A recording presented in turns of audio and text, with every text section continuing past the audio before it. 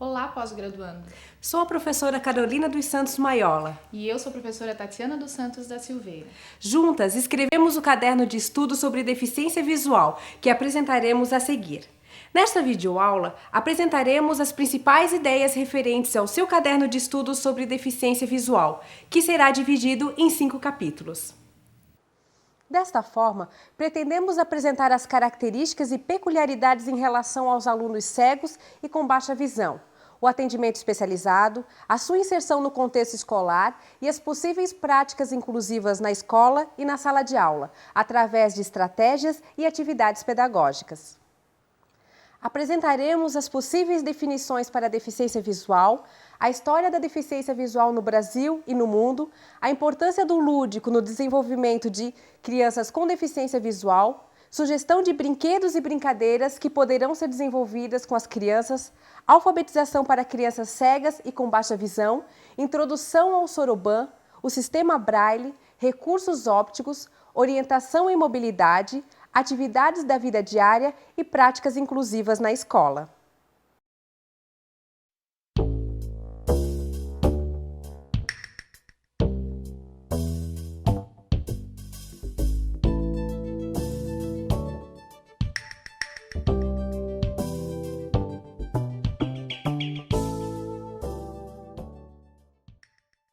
Olá! Este capítulo tem como objetivos entender a deficiência visual, classificar a deficiência visual em cegueira e baixa visão, diferenciar as causas de deficiência visual. Para compreendermos o modo como as pessoas com deficiência visual visualizam o mundo, primeiramente faz-se necessário compreendermos o conceito de deficiência visual. A deficiência visual pode ser classificada em 2 grupos, de pessoas com baixa visão, ou visão subnormal, e de pessoas cegas. As causas mais frequentes de cegueira ou baixa visão são retinopatia da prematuridade, causada pela imaturidade da retina em decorrência de parto prematuro ou de excesso de oxigênio na incubadora. Catarata congênita, em consequência de rubéola ou de outras infecções na gestação. Glaucoma congênito, que pode ser hereditário ou causado por infecções. Degenerações retinianas e alterações visuais corticais, ou ainda por doenças como diabetes, deslocamento de retina ou traumatismos oculares. A baixa visão consiste na alteração da capacidade funcional decorrente de fatores como a diminuição de acuidade visual, redução importante do campo visual e da sensibilidade aos contrastes e limitação de outras capacidades. Sendo assim, as pessoas com baixa visão apresentam resíduos visuais e por isso não devem ser tratadas como cegas. Pelo contrário, deve-se aproveitar esse potencial visual nas atividades educacionais, na vida diária, no trabalho e no lazer. A adaptação e estimulação da visão da criança com baixa visão é de suma importância para que essa criança não perca o resíduo de visão que lhe resta. Tratando-a como cega e lhe disponibilizando materiais em braille, estamos negando essa possibilidade de desenvolvimento da visão. As pessoas com baixa visão não enxergam todas da mesma maneira. Perceba no vídeo o modo como a criança com baixa visão pode visualizar as coisas.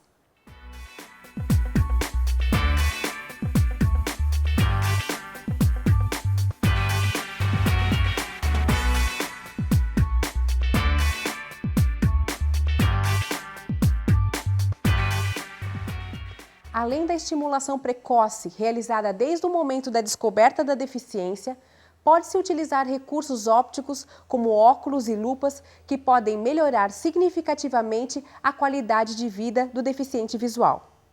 Encontramos diversos recursos ópticos passíveis de serem utilizados pela pessoa com baixa visão. Vale ressaltar que cada recurso é escolhido de acordo com as necessidades e especificidades de cada um.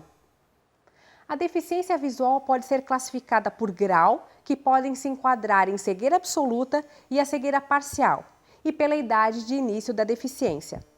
As formas de manifestação da cegueira, no que se refere ao grau de imagem retida e à idade em que a cegueira iniciou, são essenciais para compreender a pessoa acometida pela deficiência.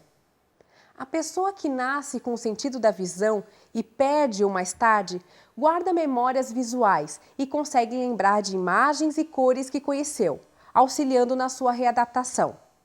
Quem nasce desprovida da visão não apresenta essas referências e não podem formar uma memória visual, ou seja, possuir memórias visuais.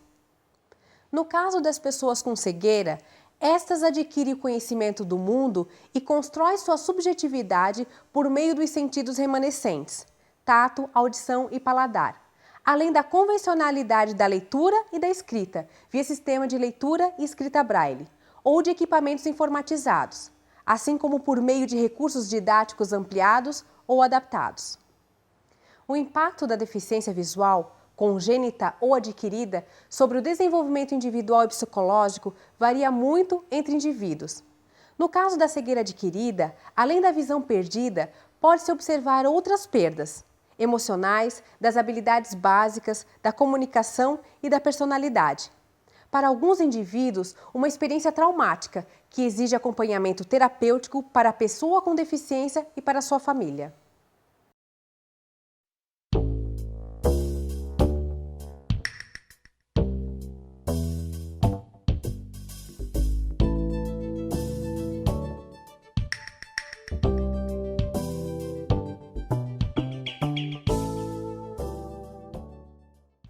Olá!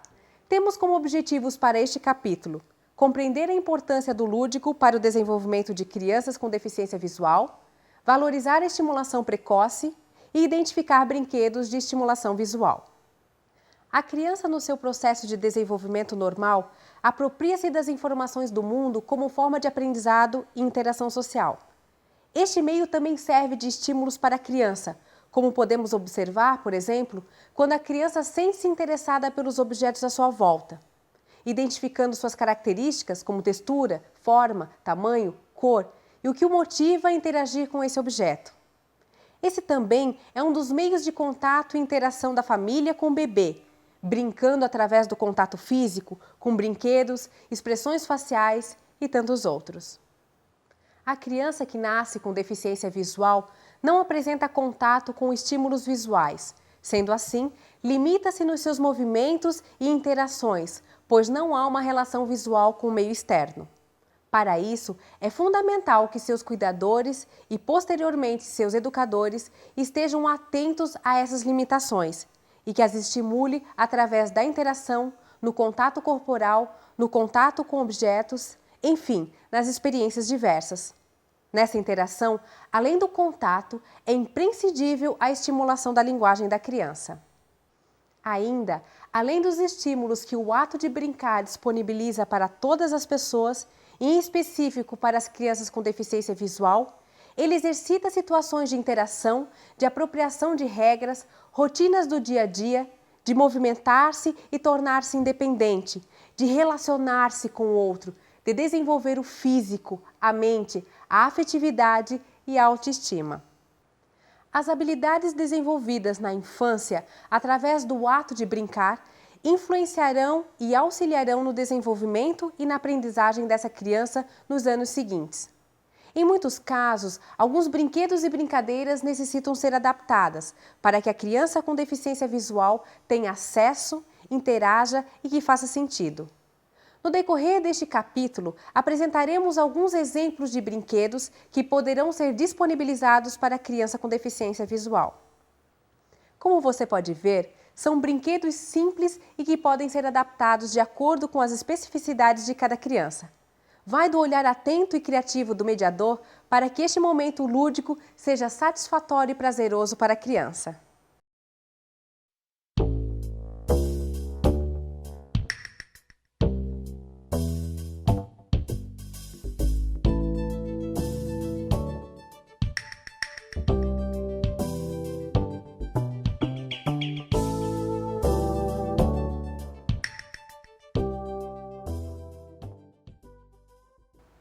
Neste capítulo, você terá os seguintes objetivos: diferenciar o processo de alfabetização para as crianças com deficiência visual, apresentar a introdução ao sistema Braille através da construção de materiais lúdicos e em proporções maiores, que vão diminuindo gradativamente até chegar ao tamanho normal da cela Braille. Apresentar a utilização do soroban para o ensino da matemática para crianças cegas, diferenciar as funções das partes do soroban e entender as características das 4 operações matemáticas. Anteriormente, estudamos a importância do lúdico no desenvolvimento cognitivo, afetivo e social da criança com deficiência visual, bem como as experiências simbólicas e conceituais construídas. Podemos considerar que esses aspectos apontados são subsídios e dão suporte para o desenvolvimento de habilidades de leitura, escrita e cálculo. Outro aspecto relevante consiste na linguagem dessa criança, pois ela permite ampliar o desenvolvimento cognitivo através do relacionamento e como meio de controle do que está fora do alcance pela falta de visão. O aprimoramento da linguagem, tanto oral quanto escrita, manifestam-se nas habilidades de falar e ouvir, ler e escrever. No que se refere à alfabetização, o processo de apropriação da leitura e da escrita pelo aluno cego perpassa por características muito comuns se comparadas às crianças videntes, ou seja, a exploração de materiais lúdicos com sons e texturas diferentes, o que podemos encontrar em livros infantis, jogos e brinquedos que estimulam o processo de alfabetização. Da mesma forma, apresentar o sistema Braille consiste em torná-lo interessante e lúdico ao aluno. O sistema Braille foi criado por Louis Braille em 1825 e é conhecido universalmente como meio da leitura e escrita de pessoas cegas. Ele baseia-se numa combinação de 63 pontos que representam as letras do alfabeto, os números e os símbolos gráficos. Recursos tecnológicos e jogos pedagógicos contribuem para que as situações de aprendizagem sejam mais agradáveis e motivadoras. Com criatividade, é possível selecionar, confeccionar e adaptar recursos que facilitem a aprendizagem dos alunos. Porém, é importante destacar que esses materiais elaborados devem apresentar fidelidade para a representação com relação ao modelo original, ou seja, sistema Braille padrão. Apresentamos algumas sugestões de materiais para a alfabetização em Braille, com base no Manual do Atendimento Educacional Especializado, elaborado pelo Ministério da Educação.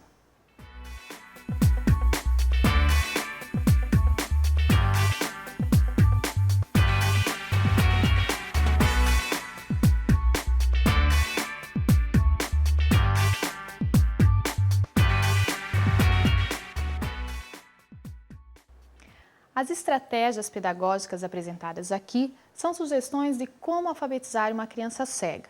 Quando a criança compreendeu os processos de leitura e escrita dentro dos padrões em Braille, podemos avançar para novos passos. Esses passos estão relacionados à forma como essa criança registrará as informações que ela necessitar. Para isso, é utilizado como instrumento a reglete e a punção, ou a máquina de escrever em Braille. A máquina de escrever em Braille apresenta 6 teclas básicas correspondentes aos pontos da cela Braille. O toque simultâneo de uma combinação de teclas resulta nos pontos correspondentes aos sinais e símbolos desejados.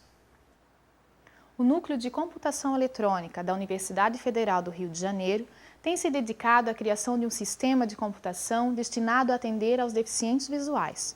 O sistema operacional DOS-VOX permite que pessoas cegas utilizem um microcomputador comum para desempenhar uma série de tarefas, adquirindo assim um nível alto de independência no estudo e no trabalho.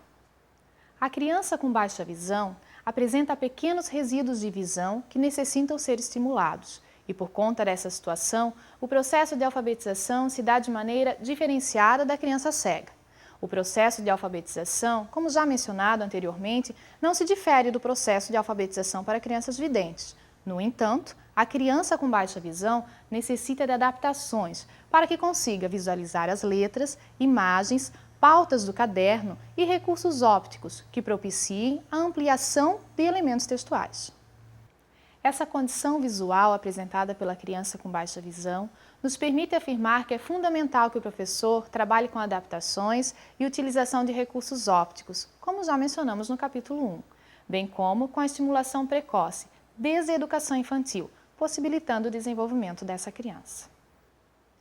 Veremos agora uma entrevista com o professor Charles, que apresentará alguns aspectos relevantes sobre o soroban. Olá, eu sou o professor Charles, sou graduado em matemática e minha área de pesquisa e atuação profissional é na área de recursos específicos para estudo de matemática. Hoje nós trabalharemos e conheceremos o Soroban como instrumento, como recurso de cálculo específico para pessoas com deficiência visual.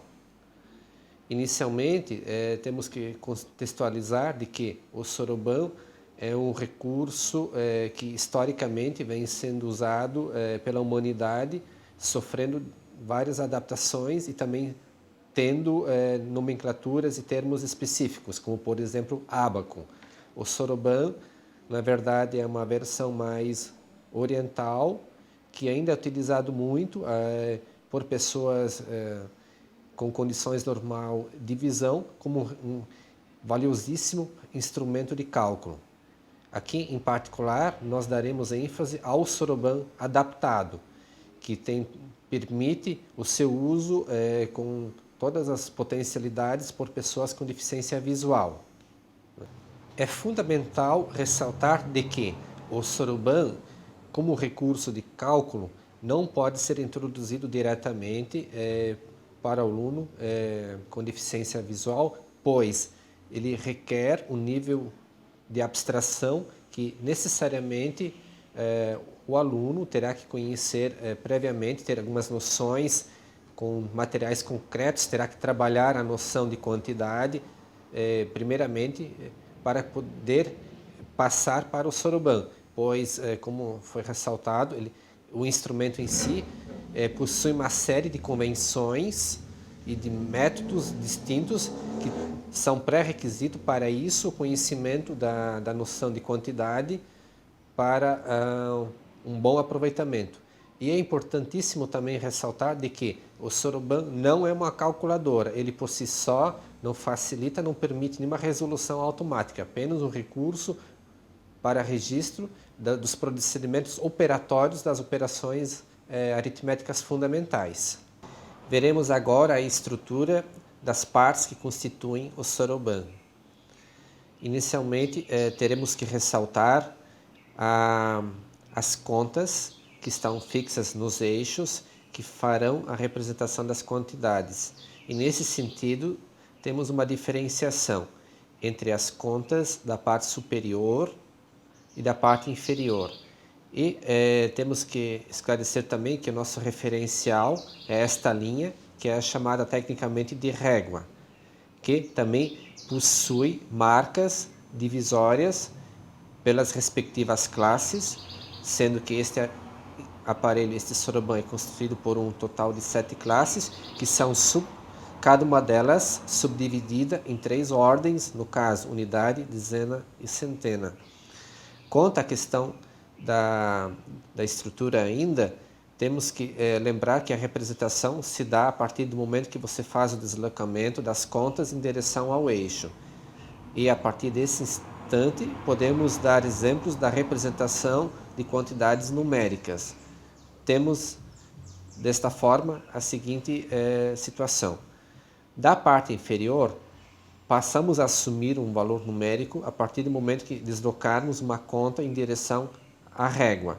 Neste caso, a correspondência é diretamente quantidade de bolas com representação ao número que está em formação. Neste caso, 2 contas, número 2, 3 contas, número 4, 3 contas, número 3, 4 contas, número 4. E sabemos que o nosso sistema de numeração é o sistema decimal, portanto, temos um total de 10 algarismos. A partir deste ponto, continuando o nosso registro, utilizaremos na parte superior da régua, deslocando-se em direção ao eixo, esta conta, que, por sua vez, assume o valor 5 dentro desta ordem em particular, que a mesma situação é aplicada para as outras ordens, considerando que temos o valor absoluto e o valor relativo, que é próprio da característica do sistema decimal de numeração. A partir desse instante, continuando, temos o número 6 assumindo 5 mais 1, 7, 5 mais 2, 8, 5 mais 3 e finalmente o 9, que é 5 contas, uma conta da parte superior que vale 5 e as 4 respectivamente da parte inferior do soroban. Nesse momento, ao representarmos o número 10, teremos que necessariamente utilizar a próxima ordem, que é a das dezenas, movimentando em direção à régua a conta da parte inferior, que representa o número 1. Deste modo, tendo uma dezena e 0 unidades, temos o número 10. A partir deste instante, inicia-se sucessivamente a situação anterior, para formarmos outras quantidades numéricas. Rapidamente, para exemplificar, deste modo teremos o número 11. 1, 1. Como você pode ver, nosso objetivo foi apenas dar uma breve demonstração dos procedimentos operatórios no soroban. Para maiores aprofundamentos, procure as referências no seu caderno de estudos.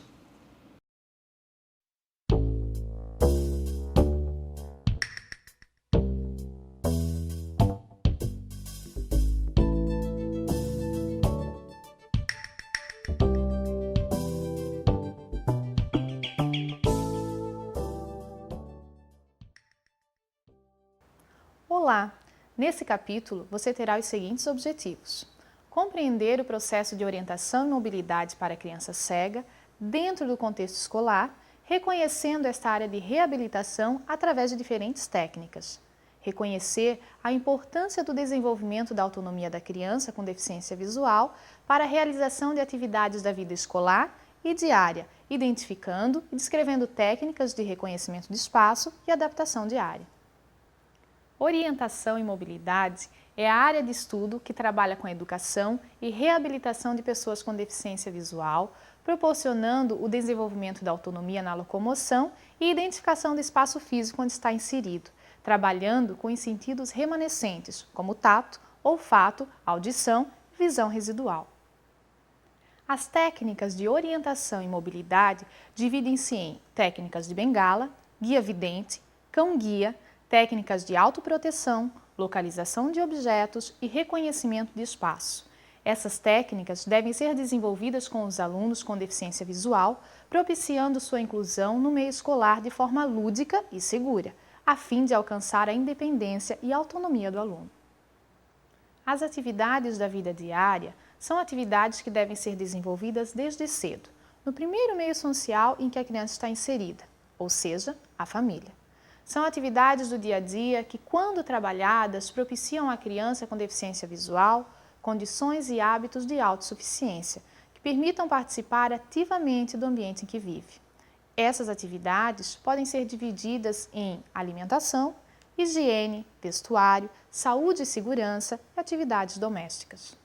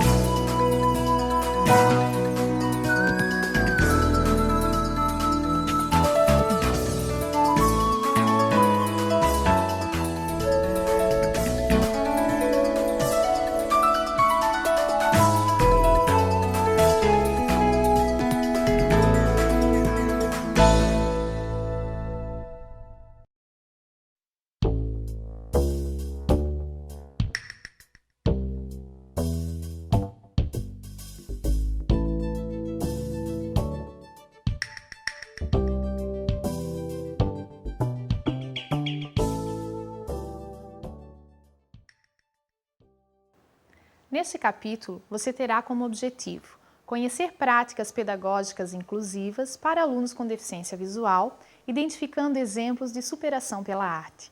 Neste último capítulo do nosso caderno, apresentamos a você, pós-graduando, alguns exemplos de pessoas que superaram as dificuldades de inclusão social e desenvolveram um lado artístico fascinante. Citamos para você os cantores Andrea Bocelli e Kátia, os artistas plásticos do impressionismo, Claude Monet e Edgar Degas, e o belíssimo Corpo de Balé das Meninas Cegas, trabalho de Fernanda Bianchini. Cada um, na sua época, apresenta através da arte a possibilidade de inclusão social e o desenvolvimento artístico, capacidades subestimadas infelizmente ainda por muitas pessoas. Apresentamos a você práticas pedagógicas de ensino de artes visuais em turmas onde estudam alunos cegos. Nessas práticas de artes visuais, apresentamos as adaptações de materiais desenvolvidas pela professora de artes para que todos os alunos pudessem participar de suas aulas.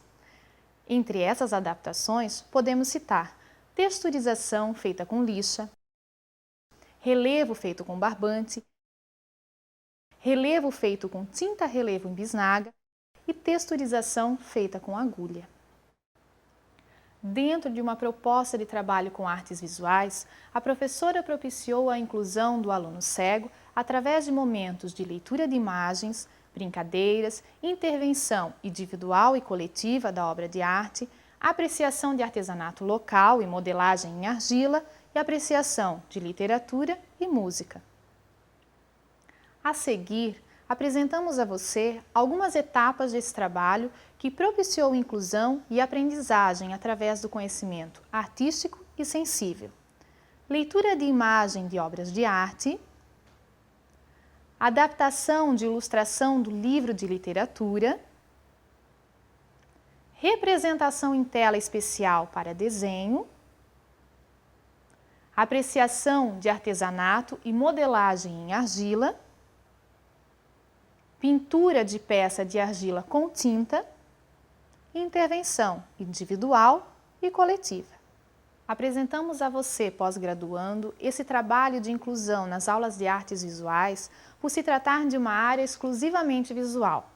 Compreendemos que as adaptações necessárias para o desenvolvimento e aprendizagem da pessoa cega devem ser realizadas em todas as áreas do conhecimento e que nós, enquanto seres humanos, devemos respeitar e atender às necessidades especiais de todas as pessoas. Desejamos um bom estudo a todos e muita sensibilidade na sua trajetória acadêmica e profissional. Olá, eu sou a professora Lisandra, trabalho no Serviço de Atendimento Educacional Especializado na área de deficiência visual. Eu trabalho com alunos cegos e baixa visão, desde o primeiro ano de vida até eles se formarem no ensino médio. O nosso trabalho oferece braille, oferece soroban, oferece orientação e mobilidade, oferece DOSVOX, oferece AVD e o atendimento de eficiência visual para a baixa visão. O nosso trabalho para o aluno cego que está na primeira idade, nos primeiros anos de vida, é a estimulação essencial. Na estimulação essencial, nós estimulamos todos os sentidos remanescentes, que seria o auditivo, o olfativo, o paladar, o sinestésico corporal. Se trabalha com jogos, atividades lúdicas, para estimular a percepção de texturas, até nós chegarmos na leitura e escrita braille. Esse processo acontece com brinquedos de encaixe, de espessura, de profundidade. Nós trabalhamos muito a questão assim, espacial dos brinquedos, dos objetos.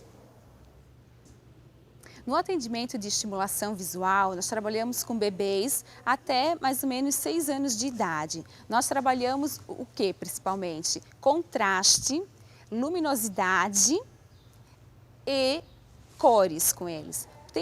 Nós temos casos de alunos que precisam de maior contraste. Tem alunos que a necessidade é em relação à luz, eles precisam que a sala esteja bem iluminada, que os objetos tenham maior luminosidade para eles poderem enxergar. Com esses 3 tipos de materiais, com cor, luz e contraste, nós trabalhamos o quê? O quanto que essa criança ela pode enxergar, a distância que ela pode enxergar, o ângulo visual, né? No caso a acuidade visual e o ângulo visual.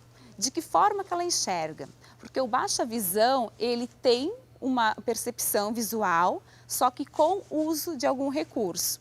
Alguns bebês, eles chegam até a gente com diagnóstico, né, de catarata, de glaucoma, né, de corioretinite, e às vezes, assim, nos primeiros anos de vida não é prescrito algum recurso como óculos, né? Então, assim, ó, a gente faz todo o trabalho de estimulação visual. Se a criança já tem um recurso, precisa desse recurso, a gente faz a estimulação com o devido recurso. Senão, a gente estimula até a criança ter em torno de 6, 7 anos, quando ela vai para a escola, ela já tem uma destreza, né? Ela está em fase de alfabetização e em cima desse parecer, né, os próprios médicos eles podem estar receitando, se necessário, algum recurso de lupa, de telescópio ou um óculos convencional mesmo.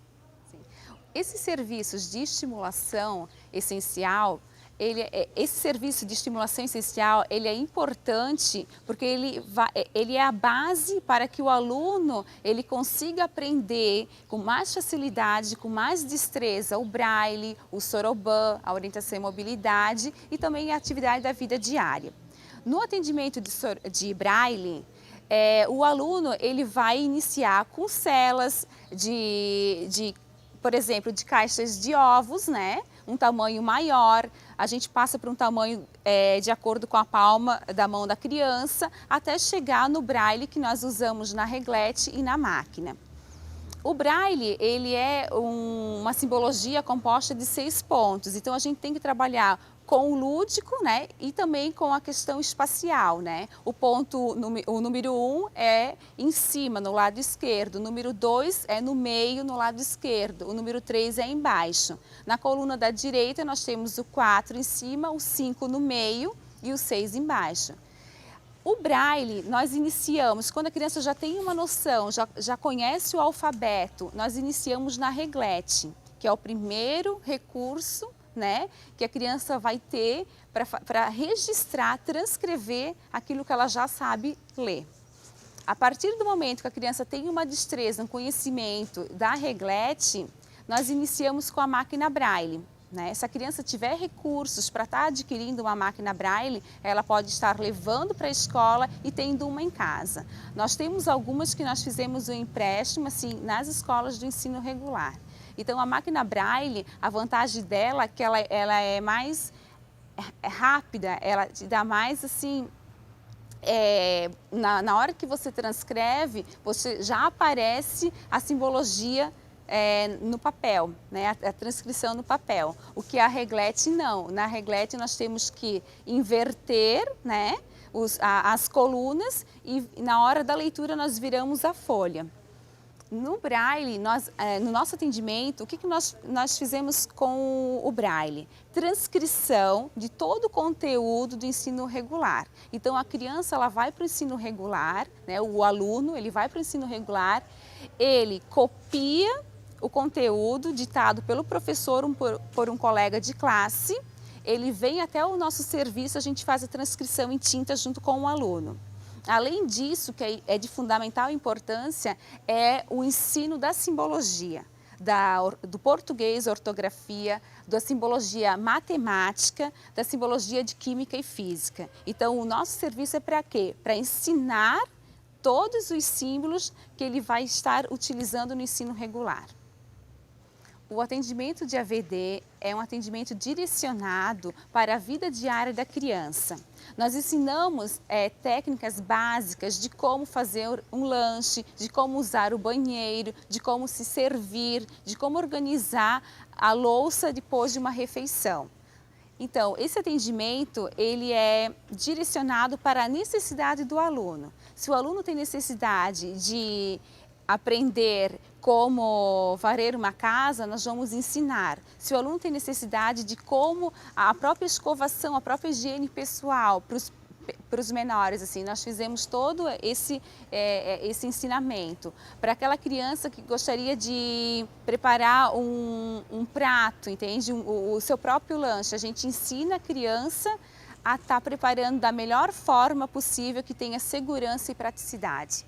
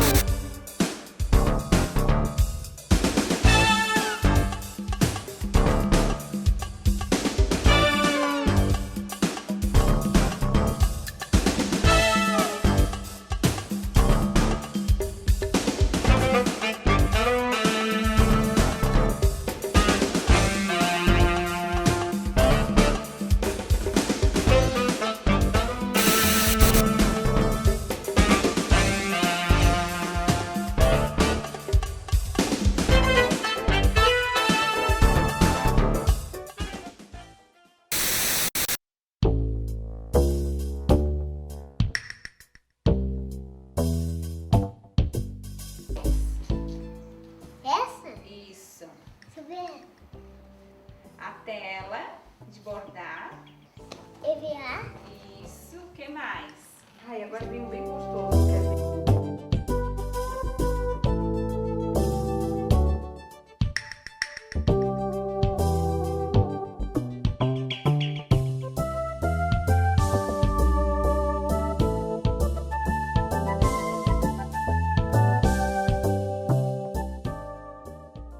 Agora procura o S.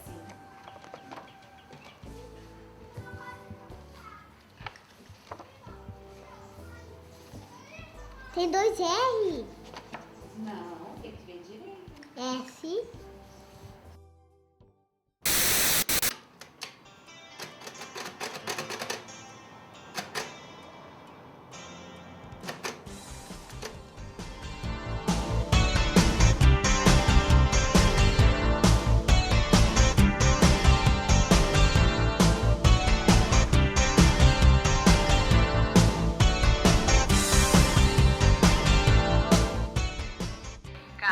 KMNM. Ok, o teste está encerrado. Das fotos, o que você deseja? A. Número de arquivos deste diretório. 75. Arquivos. Use as setas para selecionar. Depois pegue.